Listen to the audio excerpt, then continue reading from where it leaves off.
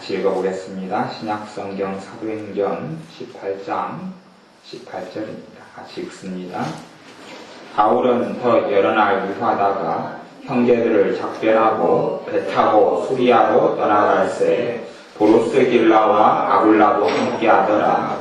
바울이 일찍 서원이 있으므로 갱그레아에서 머리를 깎았더라. 아멘.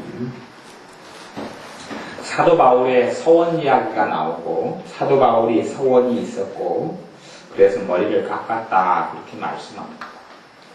사도 바울이 행한 것은 구약 성경에 있는 그 나시린 서원하고 사실은 연결되는 건데 서원이 주님께서는 서원에 대하여 서원과 맹세라는 단어가 굉장히 유사하고 비슷한 단어예요. 근데 주님께서는 너희는 도무지 맹세하지 말라 그렇게 말씀합니다. 근데 그 맹세도 두 가지 이중적인 측면이 있어요. 하나는 하지 말아야 되는 부분이 있고 또한 할 수 있는 열려있는 부분이 있어요. 그러니까 우리가 맹목적으로 성경을 보면 안 되고 왜냐하면 사도 바울이 서원을 했어요. 이게 서원은 어떤 면으로 보면 서원과 맹세는 비슷하고 그 다음에 서원, 맹세보다 좀 더 강한 것이나 유사한 것이 서원이라고 말할 수 있는데 주님께서 맹세하지 말라 그랬는데 맹세한 종류의 서원을 사도 바울이 그 주님의 말씀을 모르는 사람이 아닌 사람이 했을 리는 없기 때문에 그러니까 사도 바울이 머리를 깎았다는 이야기는 그런 거예요. 사도 바울이 작정 기도를 했다니 하나님 앞에서 작정을 했어요. 하나님 앞에서 한 달이든지 반년이든지 그런 하나님 앞에서 어떤 특별한 기도 제목을 가지고 작정을 아마 했을 거예요. 그 다음에 하나님을 그 믿음으로 기도하고 섬겼어요. 그리고 그날에 다 찼어요. 다 차니까 머리를 깎았어요. 우리도 머리를 깎아야 되느냐? 그건 아니죠. 이봉경 사람이 작정 기도가 끝나고 머리를 깎아버리면 곤란하죠. 근데 그 남자들에 대한 이야기. 그렇다고 남자들이 또 빡빡 깎느냐? 또 그런 것도 아닌데 왜 유대인인 사도 바울은 그게 가능했느냐 그러면 유대인의 구약시대 율법이 그것이 사람 몸에 배어 있었기 때문에 그래요. 율법 중에서 서원한 사람 중에 특별한 서원은 나시린 서원이에요. 나시린 서원했던 기간은 그 서원이 끝나면 머리를 깎았어요.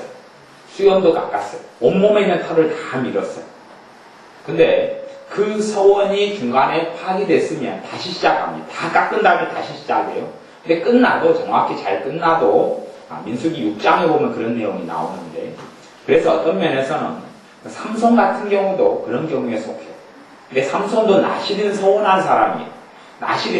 나시린 서원돼서 하나님 앞에서 거룩하게 산 사람인데 사실은 삼손의 삶이 거룩지 않았지요. 삼손은 술도 마시고 취해서 쓰러지고 술도 포도주가 대부분이니까 나시린들은 포도주를 안 마셔야 되는데 삼손은 포도주를 마셨어요. 그래도 하나님의 성령의 권능이 떠나지 아니하였어요. 창기들하고 맨날 쫓아다녔어요. 그렇게 살았는데도 하나님의 권능이 안 떠났어요. 근데 오직 하나 나시린 서원의 여러 가지 덕목 가운데 하나 머리가 깎여버리니까 성령의 권능이 떠나버리고 맙니다. 그런 것처럼 머리는 굉장히 중요한 것이고 우리가 다 이해하지 못하지만 고린도전서 같은 경우도 여자들은 머리를 길러야 되는데 머리 기르는 이유가 천사들 때문에 그렇다고 그래요. 머리를 기르는 이유가 천사들 때문에 그런데 천사들 앞에서 자기의 자기의 권위 위에 있는 남편이 있고 자기의 머리 권위 위에 있는 사람이 있다는 것을 표현하기 위해서 머리를 길러야 한다, 여자들은. 그래서 긴 머리가 영광이 된다. 우리가 다 이해하지 못하는, 왜 천사 때문에 여자가 머리를 길러야 되냐? 나도 남자처럼 커트머리도 하고 싶고, 빡빡이로도 살고 싶다, 스포츠머리도 살고 싶다, 그렇게 할 수 있죠. 근데 성경에서는 그런 부분도 이야기해요. 그래서 주님께서 서원을 반대하는 건 아니에요. 그러니 서원이 굉장히 효과적이고 강력한 하나님의 역사가 있기 때문에 그렇기 때문에 서원에 대해서 반대하는 건 아니에요. 가령 우리가 애언을 받았다. 우리가 하나님께 그런 서원을 했어요. 그러면 애언을 할 때에 너가 서원한 걸 지켜라 이렇게 나오는 애언이 있단 말이에요. 그런 방언 통역도 있고 그래요. 그런 면에서 서원 자체가 완전히 잘못된 것이라면 너가 왜 서원을 쓸데없이 하느냐 그럴 거예요. 근데 그게 아니거든요. 그게 아니기 때문에 잘못된 서원의 경우가 문제가 되고 잘한 서원의 경우는 하나님께 영광이 되고 하나님께 영광이 될 뿐만 아니라 내게도 큰 은혜가 나타나 이제 소음보다 좀 약한 것이 작정하다 그렇게 표현할 수 있어요. 작정이다. 그래서 우리는 작정하는 능력을 체험해야 특별히 작정 기도, 작정도 여러 가지 작정할 수 있어요. 가령 예를 들어서 내 삶의 정결함을 위해서 내가 한 달 동안 하나님께 내 커피를 안 마시겠습니다. 저 같은 경우는 작정을 하게 되면 커피 작정 같은 게 굉장히 필요하죠. 왜냐하면 커피를 좋아해서 하루에 몇 잔씩도 마시니까 그것이 내가 좋아하는 기호품이니까 그 기호품을 안 마시면서 주님께 드리는 거예요. 그래서 제가 한 달 동안 하나님 커피를 안 마시겠습니다. 작정을 그렇게 할 수도 있어요. 그렇게 하면 그리고 그걸 제가 지킨다면 하나님께로부터 영적인 은혜와 주님을 더 깊이 아는 친밀함이 거기서 나타나고 그 은혜를 받기도 합니다.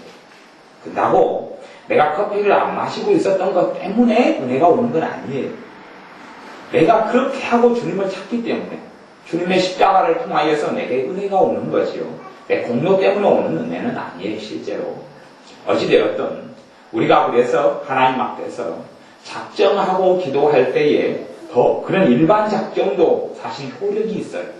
그런데 하나님께 하는 특별한 작정에는 큰 능력이 있는 것을 보게 됩니다. 그러니까 성경에는 첫 번째 가장 많은 작정은 금식 기도의 작정들이 많이 있었어요. 그런데 특별히 날을 정해놓았어요. 에스더 같은 경우는 3일 동안 기도하자, 금식 기도하자 그랬고 우리 주님 같은 경우도 어떤 면에서는 작정 기도, 작정 금식 기도 그렇게 되는 거죠. 말을 표현하자면 주님도 40일간 정해놓고 기도를 하셨어요. 40일간 주님의 공생의 사역을 위해서 금식하시면서 기도하셨어요. 또 40일을 마치셨죠. 그런 것처럼 우리에게도 특별히 정해놓는 시간들이 필요해요. 하나님께서는 왜 그런지는 몰라요. 그런데 모세 같은 경우도 하나님의 산, 거룩한 호렙산, 시내산에 올라갔을 때에도 시내산에서 보낸 기간에 하나님은 처음에 율법을 주셔서 응답해서 모세를 보낼 수 있는데도 하나님은 40일의 시간을 끕니다. 그리고 40일 동안 그 허허벌판, 붉은 산, 이 암벽밖에 없는 호렙산, 거기에서, 시내산 거기에서 하나님과 모세가 만나요. 40일이 지난 다음에 모세가 하산을 합니다. 그리고 사고를 치죠.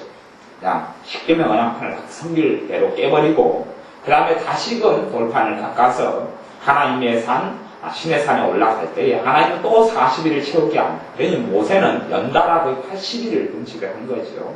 그런 것처럼 성경에는 이런 작정들이 굉장히 중요하게 나오는 측면이 있습니다.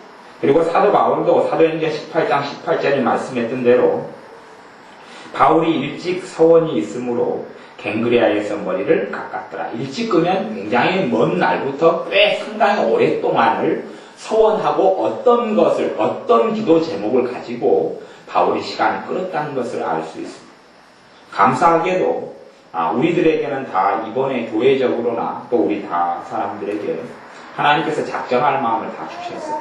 그래서 특별히 작정해서 기도할 마음들을 그건 서로 운운한 적도 없는데 우리 최 집사님, 윤 집사님, 광주인 박미영 집사님, 또 그렇게 우리 박미경 집사님도 그렇고, 최근에 다 똑같은 현상이에요. 그래서 작정하여서, 그래서 저도, 지금 오늘 밤부터나, 특별히 제가 작정하는 제목은 각자 개인들의 작정하는 것을 위해서도 기도하지만, 경제적인 것, 도인들의 경제적인 부분이 축복을 받게 돼요. 왜냐하면 제가 지금 보니 교회의 어떤 재정이 어려운 걸 통해서 하나님께서 뭘 말씀하시냐면 교인들의 재정과 경제가 어렵다는 것을 이야기하시는 것을 제가 봅니다. 그래서 교인들의 경제적인 부분을 하나님께 풀어주시고 축복해 주시도록 그렇게 40일 작정을 들어가려고 해요. 근데 우리들이 작정하는 방식은 다 달라요. 그걸로 어떤 답을 정해놓으면 곤란 좀 할 부분이 있어요. 또한 작정의 내용 가운데 일정하게 내가 어떤 틀도 정해놓는 것도 또 도움이 됩니다.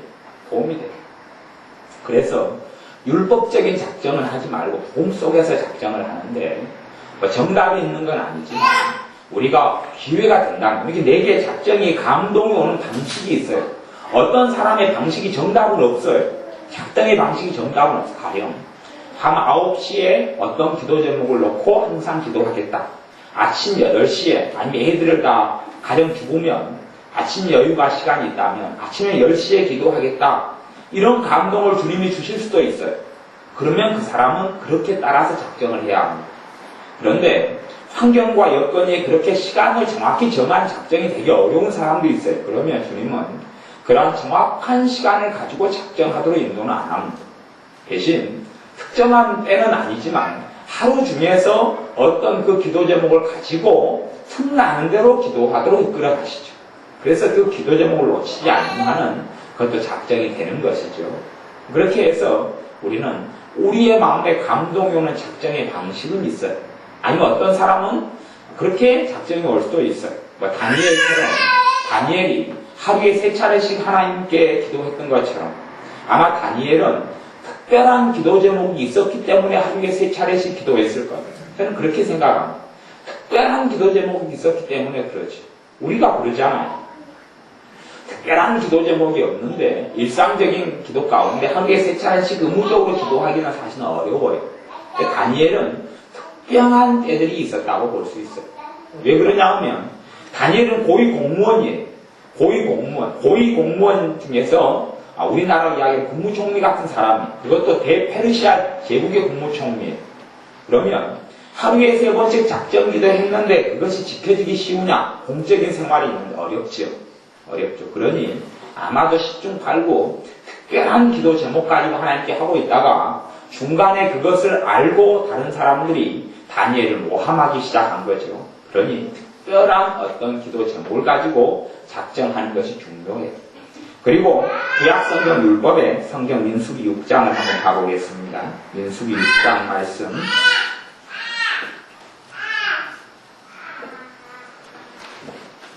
민수기 6장, 창세기, 출애굽기, 레위기, 민수기 6장, 제가 가지고 있는 성경 205쪽, 6쪽 있는데, 203쪽 있는데, 민수기 6장 1절부터 6절까지 말씀.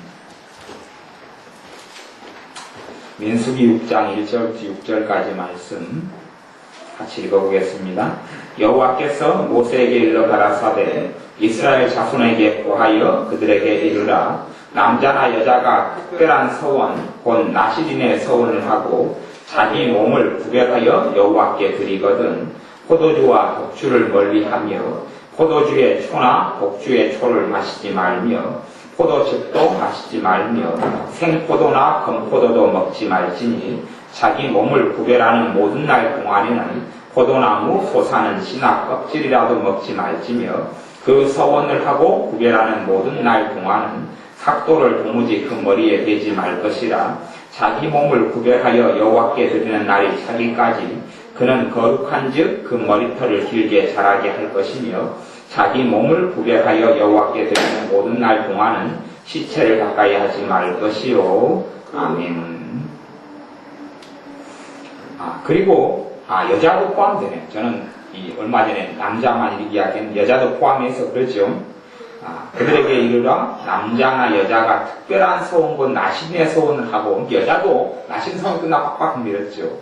그것을 봤으면 새로운 비구니가 탄생했다 아마 그랬을 것 같은데 여자도 똑같이 하나님 앞에서 똑같은 하나님의 백성이니 여자도 나시는 서원이 해당되는 사람들, 나시는 서원. 근데 여기 이야기하는 바는 특별한 기간, 특별한 자기 몸을 구별하여 여호와께 드리는 특별한 시간을 이야기하는 거예요.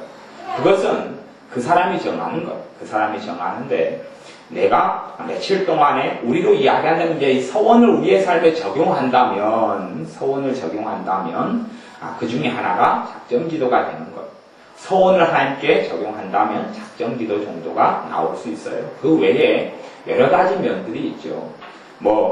신약성경 고린도전서 같은 경우는 내가 독신으로 살겠다, 처녀로 내가 늙겠다 이런 서원하는 부분도 있어요. 그러니 그런 서원을 했거든 그게 좋은 것이다 이렇게 나오는 부분도 있기 때문에 우리의 서원은 여러 가지 종류가 있어요. 그 가운데 인간적인 유혹적이고 잘못된 서원도 있어요. 그런 서원은 우리가 회개함으로 깨뜨리고 없어져야 할 부분도 있죠. 그런데 하나님께로부터 오는 서원, 하나님께로부터 온 작정, 그것은 내가 때로는 내 실제 그 삶에 좀 해로움이 생길 수도 있어요. 내 실제 그 삶에 안 좋은 것이 있을 수도 있어요. 내가 하는 소원 때문에, 내가 하는 작정 때문에 내 실제의 생활에 방해가 좀 될 수도 있어요. 그렇지만 해로울지라도 지켜라. 그 말은 내게 장기적으로 그것이 해롭다 그런 이야기를 하는 게 아니에요. 단기적으로 당장은 내가 좀 불편하고 단기적으로는 내가 좀 힘들 수 있는데, 그런데 그것이 장기적으로는 하나님 앞에서 옳고 내게도 유익이 되기 때문에 단기적으로는 해롭다 그런 이야기를 하는 것이지, 어떠한 소원이 하나님께도 좋지 않고 내게도 해롭다면 잘못된 소원이죠. 소원은 하나님 앞에서 나를 바르게 살게 해줘. 바른 소원은 하나님 앞에서 나를 올바르게 살아서 하나님을 섬기게 만드는 것이 바른 소원이에요. 그러니 우리의 작정도 마찬가지입니다. 우리의 작정도 그 작정을 통하여서 하나님을 바르게 섬기고 올바로 섬기게 만들어줍니다. 그러니 우리의 특별한 막힌 것들, 풀리지 않는 것들, 또 열리지 않는 것들, 하나님의 은혜가 특별히 필요한 부분들, 하나님의 축복이 특별히 필요한 부분들을 위하여 작정하는 것은 굉장히 중요합니다. 저는 무엇보다도 작정을 시작하게 되면 제일 먼저 기도해야 될 1순위가 있다고 저는 믿어요. 1순위가 뭐냐면 작정을 은혜 가운데 하게 해달라. 그게 1순위라고 저는 믿습니다. 왜냐하면 제가 작정을 한 다음에 많이 깨졌거든요. 작정을 한 다음에 많이 깨졌어요. 가령 제가 아침 금식을 옛날에는, 지금은 이제 제가 아침을 안 먹는 게 습관이 되니까 아침 금식 절대 안 합니다. 금식을 하나만 아침 밥 먹는 시간에 기도로 하나님께 드리고 보내야 되는데 뭐 그냥 굶어버리니까 아침 금식이 아니라 아침 금식이죠. 굶어버리는 거죠. 그러더니 아침 금식은 제가 작정도 안 합니다. 근데 옛날에는 아침 금식을 작정을 많이 했어요. 한 달, 1년 그렇게 많이 했어요. 근데 하다 보니까 까먹어버리는 거예요. 나도 모르게 뭐 복잡하고 몸으로 또 육체 일을 하고 뭐 이렇게 노동을 하고 이럴 때는 아침을 자꾸 먹어야지 힘을 쓰니까, 또 세찬도 먹고 간식도 먹고 이러가면 그러니까요. 그냥 아침을 금식했으면 주로 우리의 시간대는 난 12시까지는 뭘 안 먹는 건데, 세참은 이제 오전 10시 가까이 돼서 한번 나온단 말이에요. 일하다 보면. 나오면 나도 모르게 라면을 막 맛있게 먹다가 생각이, 아이고, 내가 지금 아침 금식 중이다. 그렇게 아무 생각 없이 그렇게 될 때가 많이 있어요. 그러다 보면 이걸 이제 고민이 되는 거예요. 내가 작정을 했다가 이렇게 깨져버렸는데 다시 시작해야 되느냐, 아니면 그냥 하나님께 하루 용서기도 하고, 그날은 안 된 걸 하고, 그날이 가령 40일이다 그러면은 20일 날 깨져버렸으면 이제 오늘 19일까지 다 됐으니까 20일은 빠지고 내일 20일이 돼가지고 하루도 연장하느냐, 이런 부분, 그런 부분에는 저는 개인적으로 자유가 있다고 믿습니다. 그것은 우리가 자유가 있는 부분이에요. 대신 어떨 때는 자유가 없느냐, 특별한 주님의 감동이 있을 수 있어요. 너 새로 시작해야 된다, 그런 감동이 올 때가 있어요. 그런 게 없으면 그렇게 해나가도 괜찮아요. 내가 작정을 우리가 40일 했어요. 하나님의 은혜가 있으면 40일이 기도가 정말 잘 돼요. 계속 기도가 잘 돼요. 제가 아까 일 보러 시내를 나갔다가 좀 일을 보고 들어왔는데 기도가 정말 잘 돼요. 교회 만약 우리 교인들의 또 우리 집사님들의 경제적인 거, 물질적인 문제 하나님 축복해달라고 기도를 계속 한두 시간 계속 기도가 너무 잘 돼요. 성령 인도에 가시는 걸 제가 느껴요. 그래서 너무 기도가 잘 돼요. 그리고 너무 수월하고 편하죠. 기도를 하는 게 너무 수월하고 편한 거예요. 그 부분은. 그래서 이 부분은 하나님의 은혜가 있는 거죠. 그런데 그 은혜가 40일 동안 계속 작정하에 기도할 때 있으면 얼마나 수월하겠어요. 예를 나는 까먹고 있는데 그 은혜가 있으면 성령님께서 기도하도록 생각나게 해줘요. 그럼 안 까먹죠. 근데 억지로 내가 기억나고 생각나서 하려고 그러면 힘든 거예요. 그리스도인의 삶, 우리 믿는 사람의 삶도요. 믿는 사람의 삶이 쉽고 가벼워야, 그게 주님이 말씀한 거예요. 우리 믿는 사람의 삶이 쉽고 가벼워야. 그런데 믿는 생활이 힘들다, 믿는 사람이 벅차다, 그러면 하나님의 은혜가 없는 거예요. 근데 사실은 하나님의 은혜가 없는 이유는 여러 가지 이유 가운데 가장 중심된 이유는 한 가지가 있어요. 하나님의 은혜가 사라져가고 하나님의 은혜가 떨어져가는 중심된 이유가 있어요. 그게 뭐냐면 감사가 사라질 때부터 은혜는 사라져버립니다. 명백한 거예요. 우리에게 감사가 사라질 때부터는 은혜가 사라져버립니다. 가령 남편을 통해서 기쁨을 얻고 가정상 행복을 누리다가 남편에 대한 감사가 사라질 때부터는 고통스러워요. 자녀들에서 기쁨을 누리다가 자녀들로 인한 감사가 사라져버리면 그때부터는 은혜가 사라지기 시작해요. 오히려 내 삶에 다른 부분들까지도 은혜가 싹 소멸되고 사라져버려요. 그래서 하나님께 감사가 사라지게 되면 제일 먼저 나타나는 것은 비교. 그리고 다른 사람하고 비교하고, 다른 사람 형편, 처지, 돈, 또 명예, 가진 것, 집, 다 비교하기 시작. 다른 사람이 가진 능력, 재능, 은사, 모든 걸 다 비교. 그리고 감사가 사라지면서부터 열등감이 들고, 감사가 사라지기 시작부터 불만이 생기고, 불평이 생기고, 비관적이 되고, 그렇게 흘러가기 시작하고, 감사가 계속하여 사라지면 이제 입에서 나오는 게 감사 반대가 나오기 시작하죠. 불평이 나오고, 불만이 나오고, 정죄가 나오고, 이렇게 되면 나는 지금 하나님의 은혜를 잃어가고 있는 거예요. 하나님의 은혜가 유지되는 것은 감사를 하기 시작하고 내 입에서 감사가 풍성해지기 시작할수록 내 입에 풍성한 감사가 내 마음으로 들어가요. 내 마음에서 감사가 나오기 시작해요. 그때부터 하나님의 은혜가 임하고 기쁨이 나타나기 시작해요.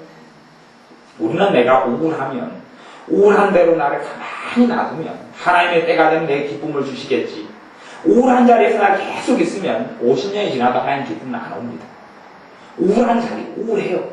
실제로 환경이 우울하고 형편이 우울하고 사는 게 우울하고 내 건강이 안 좋아서 우울할 수도 있어요. 우울한 건 어쩌란 말이고 우울한 건 사실이죠. 거기에서 내가 벗어나려면 내 그 형편 처지를 보기 전에 하나님께서 내게 지금 베풀어 주신 과거의 은혜, 현재에 내게 주시고 있는 은혜, 가정과 인생과 삶에 대해 주시는 은혜, 믿음과 신앙생활에 있어 주신 은혜, 무엇보다 큰 구원의 은혜, 그런 은혜에 대해서 감사하기 시작하면 우울한 것이 떨쳐져 버리기 시작합니다. 우울한 것이 내 삶과 마음과 심령에서 사라져 버리기 시작합니다. 그 다음에 그것이 그 감사가 하나님의 은혜들을 하나씩 끌어당깁니다. 하나님의 은혜들 자석이 이런 모래밭에서 자석을 던지면 쇳가루들을 쫙 모아오듯이 이 감사라는 것은 낚싯대 같이 되어져서 물고기를 하나씩 잡을 수 있는 것처럼 은혜가 잡혀서 올라오기 시작해요. 그때부터 내게 불만족이 사라지고 내 삶에 만족이 되어져. 진정한 감사 거기서 일어나기 시작해요. 그러니 우리는 우리의 삶에 은혜가 사라졌으면, 기쁨이 사라졌으면, 평안이 사라졌으면 어디서 사라졌지? 왜 하나님 내게는 은혜를 안 줍니까? 내게 왜 하나님 기쁨을 안 줍니까? 왜 내게는 하나님의 평안이 없습니까? 왜 나는 내 마음을 못 지키고 삽니까? 그리고 기도해봐야 하나님은 응답 안 하십니다. 왜냐하면 뻔히 내가 알고 있는 데서 문제가 생겼기 때문에 그래요. 우리가 감사를 회복해야 돼요. 우리의 삶에 감사를 회복하기 시작할 때 내 영혼이 살기 시작합니다. 감사를 회복하기 시작할 때 성령님께서 역사하시고 임하게 되어져요. 감사를 하기 시작할 때에 은혜가 나타나기 시작해요. 그런 그 은혜 가운데 하나가 작정을 할 때에 시간이 유지가 되고 수월하게 할 수 있는 은혜라고 이야기한 거예요. 그러니 우리의 삶 가운데 감사가 나타날 때에 내 삶의 여러 부분 가운데 하나님의 은혜가 나타나기 시작해요. 내 삶의 여러 부분 가운데서. 가령 저는 공부하는 것이 옛날에 굉장히 고통스럽고 힘들었어요. 그래서 공부가 작심삼일이 전혀 안 되었어요. 하기가 너무 힘들었어요. 실제로 어려웠어요. 실제로 어려우니 공부를 해도 60몇 명이 반에서 다니면 뒤에서 놀았죠. 뒤에서 놀아도 저는 우리 지혜 같은 담대함이 없어요. 담대함이 없으니 60몇 명에서 50몇 명이 되면 그냥 주눅이 들어가지고 그냥 이렇게 길을 못 펴요. 학교에서. 의견 발표도 절대 못해요. 회의 시간이 되면 저는 회의 시간 내내 한 10몇 년이 입을 전혀 열지를 않았어요. 한 중위권 정도 돼야지 어깨 힘을 딱 주고 나를 중간이다. 아니면 학교에서 분단장이 된다든지 미화부장이라도 된다든지 그걸 감투라도 하나 쓰면 하고 있는데 자 뒤쪽에서 뒤에 몇 명 있고 그런 상태에서는 전혀 길을 못 펴겠는 거예요. 그러니 내내 길을 못 펴고 살았어요. 초등학교 때 한 번 길을 폈어요. 초등학교 4학년 때 어찌어찌 하다가 학생 수가 너무 많아서 반을 하나 더 만들었어요. 반을 하나 더 만드니 여기서 어중이 떠중이 몇 명씩 반마다 곤란해가지고 새로운 반을 만들었는데 숫자가 적어요. 적으니 제가 그 중에 생활부장으로 한번 뽑혔어요. 그리고 학생 아이들 분기당수를 하면서 힘을 줬어요. 그리고 언제 좀 목소리를 높여서 회의 때도 한마디 하고 그랬죠. 근데 하나님의 은혜가 우리의 삶 속에 찾아오게 되어지면 내 삶이 쉽고 가벼워지기 시작해요. 하나님의 은혜가 찾아오면 삶이 신나요. 근데 그것이 은혜가 오는 문이, 은혜가 열리는 문이 감사해요. 은혜가 오는 문이 열리는 문이 감사해요. 하나님의 어떤 은혜가 내게 왔어요. 근데 그것이 어떤 사람은 몇 년이 가는 경우가 있고 어떤 사람은 잠깐 가다가 말아요. 근데 잠깐 가다가 마는 사람은 감사를 잃어버리는 사람은 오래 안 갑니다. 은혜가. 한 달을 가다가. 은혜가 제가 이야기하는 은혜는 뭐 말씀을 들었더니 하나님 은혜 받았습니다. 찬양을 부르다가 내 마음에 기쁨에 그런 은혜, 그건 은혜에서 별로 가치 있게 저는 여기지 않아요. 그런 은혜는 별로 가치가 없어요. 그런 은혜 말고 예를 들어서 아까 공부면 그런 거죠. 제가 이렇게 공부를 못하다가 하나님의 은혜가 중학교 3학년 때 왔어요. 그러니까요. 저한테 제가 공부를 그렇게 하는 사람이 아니에요. 아닌데 제가 집에를 안 들어갔어요. 제 마음에 공부의 은혜가 오니까 제가 집에를 안 들어가고 독서실을 빌렸어요. 독서실을 빌리고 독서실 빌려달라고 그래서 도시락 하루에 3개를 싸고 독서실에 들어갔어요. 제가 TV 보기 좋아하고 놀기 좋아하고 골목대장으로 지내던 제가 공부를 그렇게 평생 해본 적이 없어요. 제가 옛날부터 그런 뭐 시험 때 되면 막 그냥 날밤을 새고 공부하는 그런 거라도 있었으면 뭔가가 싹이 보이더니 열매가 났구나 그러지만 저는 그런 사람이 아니거든요. 그때 이후로 어느 때 하나님의 은혜가 임하니까 뭐 잠 3시간, 4시간 그리고 몇 개월 한 반년 이상 그렇게 살았어요. 근데 하나도 안 힘든 거. 코에서 쌍꺼풀가 계속 흘러오는데도 피 나는 거 마시면서 즐겁게 재미나게 길 걸어가는데 이제 너무 이제 그렇게 막 혹사시키고 공부를 하니까 그래도 마음이 신난 거예요. 마음이 신나. 그렇게 공부를 했어요. 고등학교 2학년, 3학년 때도 또 굉장히 신나게 공부를 했어요. 얼마나 신나게 공부하면 공부하는 게 꿀맛 같은 거예요. 그 은혜를 하나님께서 몇 년간 주셨어요. 그러니 그것이 제 것이 아니다는 거예요. 대신 제가 지금 이제 제가 말씀을 그 이야기를 나누면서 생각하던데 그 은혜를 주신 것에 대해서 감사는 제가 할 생각을 못했어요. 감사해요. 진짜 나누면서 내가 감사하지 못했구나. 그런 거, 그 은혜는 길게 가는 거예요. 차로 운전을 못하는 사람, 운전만 하면 스트레스 받고 굉장히 힘드는 사람이 하나님의 은혜가 오면 힘들고 피곤하다가도 차마 운전하면 재미난 거예요. 찬양의 은혜가 오는 사람은 마음이 자꾸 어두워지는데 입에서 자꾸 찬양이 막 터져요. 내가 찬양하려고 그래서가 아니라 입에서 자꾸 찬양이 나오면서 어둠을 몰아내요.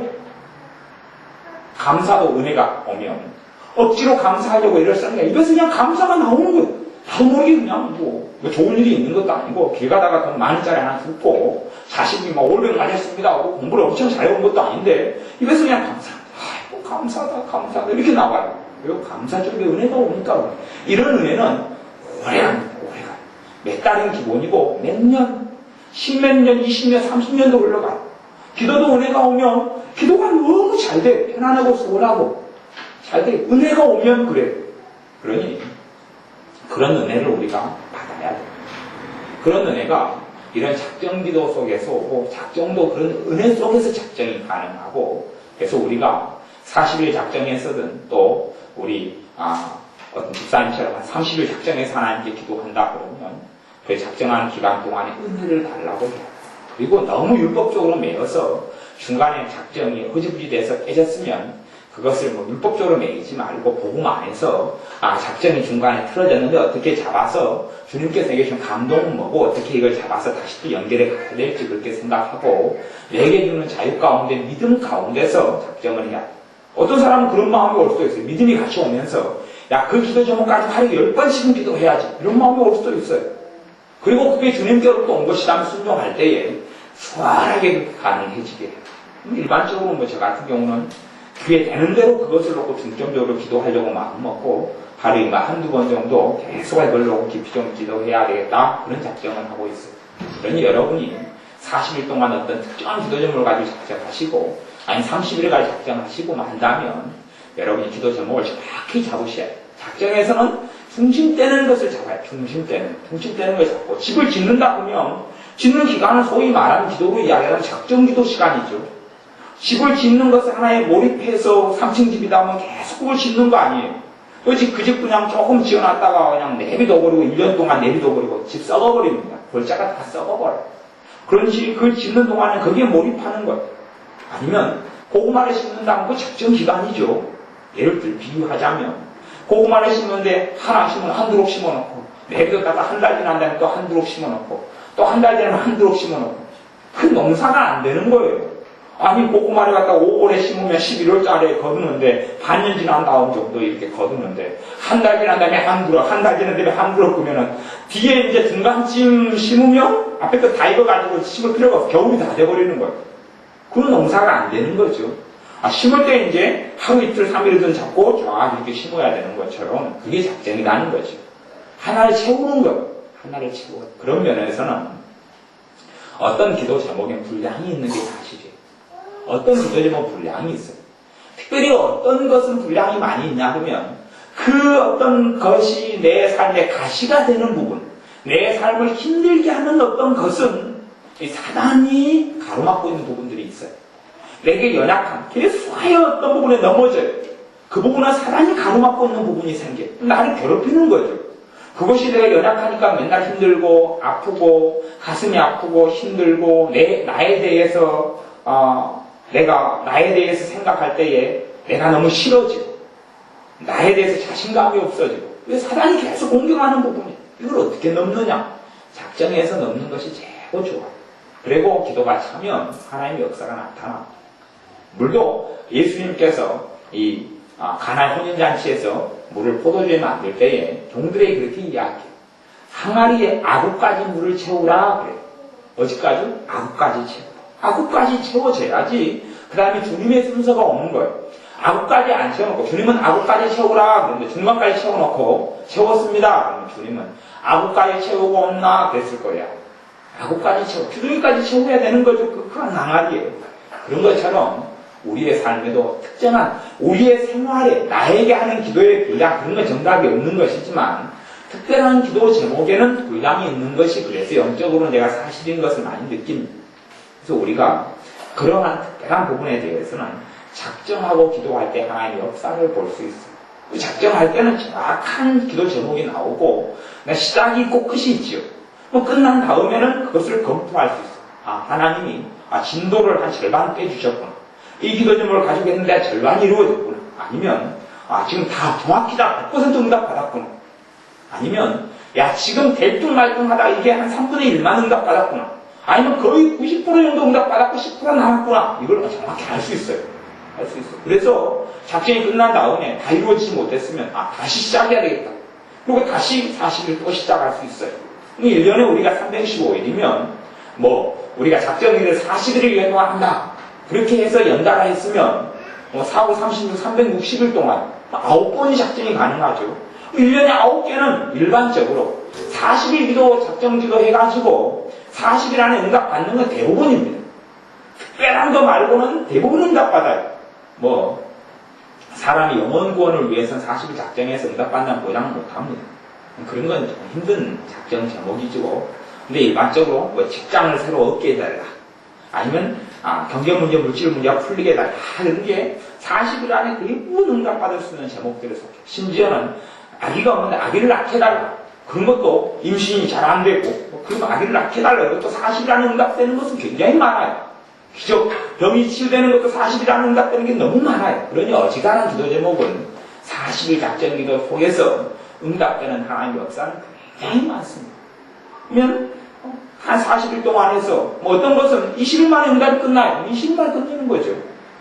응답이 40일 작전인데 3일 만에 끝나면 그렇게 할 수도 있어요. 하나님의 감동이 사람마다 다르게 오죠. 3일 만에 40일 작전인데 끝났으면 37일 동안은 주님을 찬양하고 경배하면서 보내서 40일 마칠 수도 있고 아니면 3일 만에 끝났으면 거기서 이제 작전을 끝내고 그 다음에 또 새로운 작전, 새로운 기도 제목과 작전을 또 들어갈 수도 있어요. 그렇게 우리가 작전 기도의 재미만 보고 작전 기도의 줄공, 작전 기도의 능력, 작전 기도를 통하여서 내가 주님께 헌신하고 나를 드리고 주님께서 내 삶에 은혜 주시는 것을 체험한다면 우리는 한 해가 지난 다음에 주님을 더 사랑하는 사람이 되어 있을 것이고 주님께 더 가까이 나오는 사람이 되어 있을 겁니다. 저는 오늘부터 기도하고 작정하려고 해요. 그러니 여러분들도 마음에 소원하는 대로 작정하셔서 기도 제목을 정확히 정하시고 그리고 이제 교회니까 서로 간에 작정하고 기도하는 사람들 기도 제목을 서로 나누어서 그것만을 위하여서 중심 1번으로 내가 작정을 위해 기도하고 2번으로 같이 작정한 집사님들, 작정한 하나님의 아들, 딸들을 위해서 같이 기도할 때에 또한 합심 기도의 그런 큰 은혜까지도 나타나게 될 줄로 믿습니다. 기도하겠습니다. 아버지 하나님, 우리의 삶 가운데 하나님께서 정말 많은 은혜를 베풀어 주셨는데 우리가 감사하지 못하고 원망하며 불평하며 살아온 것을 회개합니다. 또한 주님께서 우리에게 이 작정 기도를 통하여서 큰 은혜 주실 줄을 믿습니다. 우리에게 작정으로 기도할 때에 은혜를 주셔서 사실을 작정 기도할 때에 은혜를 주셔서 작정이 잘 유지되게 하시고 또한 성령님의 역사하신 우리의 기도를 도와주셔서 하나님을 첫째는 기쁘게 해드리고 또한 둘째는 작정의 기도 제목도 이루어짐을 통하여 하나님께 영광 돌리며 우리의 삶에는 신선한 하나님의 큰 은혜를 받는 좋은 기회와 계기가 되게 하여 주옵소서. 예수님의 이름으로 기도하옵나이다. 아멘. 기도.